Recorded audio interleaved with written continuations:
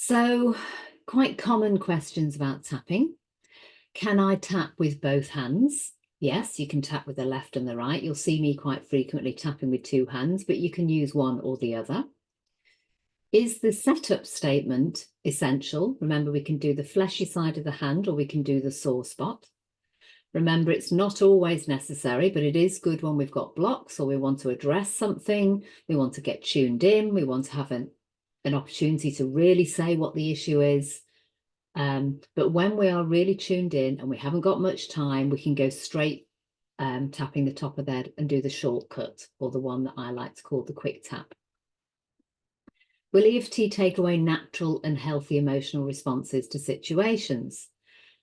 I've not found it to do that at all. It's remarkable. It's almost got this amazing quality around it where it doesn't seem to ever do any harm. For example, some people are a little bit cautious about doing tapping on grief because they think, well, I don't know if it's right to let go of grief. I should feel very, very sad and I should feel this way. And when we do tapping, all we're doing, if you think about it, is letting go of what doesn't serve us. So if we're tapping on grief and loss of a loved one or a job, what tends to happen, in fact, what happens nearly every time for me and when I'm with my clients, is they get a sense of peace and also more connection to perhaps the loved one that has passed away, whether it's a person, an animal, or more peace with the fact that they've lost that job or this sense of loss. There's more of a, sometimes it feels a little bit neutral or just a sense of calm and peace. So it never seems to do anything it shouldn't.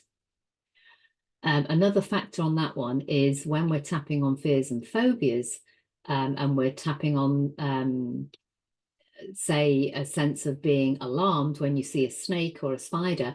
If we're tapping on all those responses, it doesn't mean that you're going to go out and put yourself in danger and start stroking a snake or a spider, getting close to a spider that you shouldn't. It's inherently leaves behind what needs to be left behind. And when we're tapping, it only seems to let go of what doesn't serve us. So I always find that really wonderful. How long do the results last? If you've done a thorough job on one particular aspect, then that's often permanent. But what can happen is we have the issue, and the issue might be a fear of flying. And that's an analogy we have is the tabletop. And on the table, we say, I've got this fear of flying. And the aspects are the legs or the memories of fear of flying. And we're taking care of each aspect at a time. So you may feel less afraid to get on the plane. So that's resolved. You get on the plane, everything's fine because you've tapped through getting on the plane. But when you get on the plane, you realize you don't like the feeling of the belt being clicked in or the engine starting. Doesn't mean that EFT has not worked. It means that we have more aspects and more pieces to release to solve the whole issue. Does EFT need to be repeated? Yes, sometimes, just as I just explained, but also persistence is key with long-standing complex and chronic issues. An example I have for myself for that is I'm from the UK and I've lived here for many years. I've done a lot of tapping on the grief and the sadness and the guilt and the worry that I've left my family. And I persistently over the years had to keep doing a little bit more on different things that came up for me. For example, when my mother passed away during COVID, there was obviously natural grief, but there was this feeling of I should have been there. So it wasn't that all the tapping that I'd done before hadn't worked. It was just more things coming in, more aspects.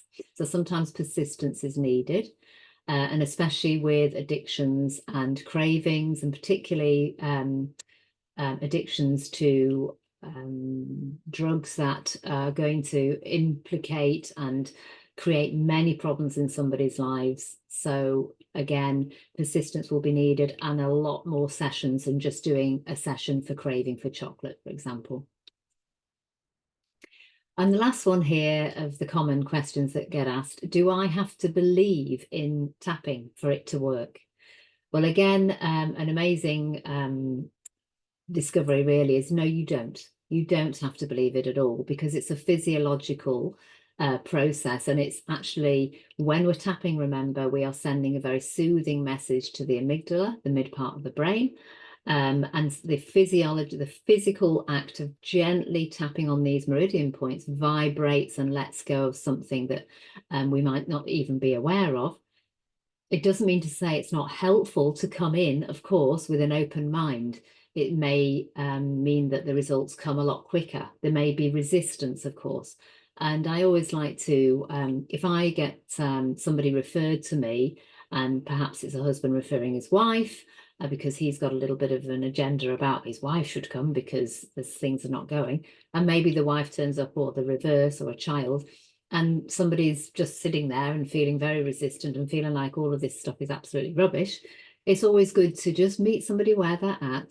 And I sometimes like have a little bit of humor, and I might just do a bit of a tapping round. And even though I don't even really want to be here, or don't even believe in this, I'm acknowledging this is how I feel. So it's really good to just acknowledge that. And we're not having to force anything. We're not having to make people believe in it, but it's likely to make the results happen quicker when you're a bit more open to it.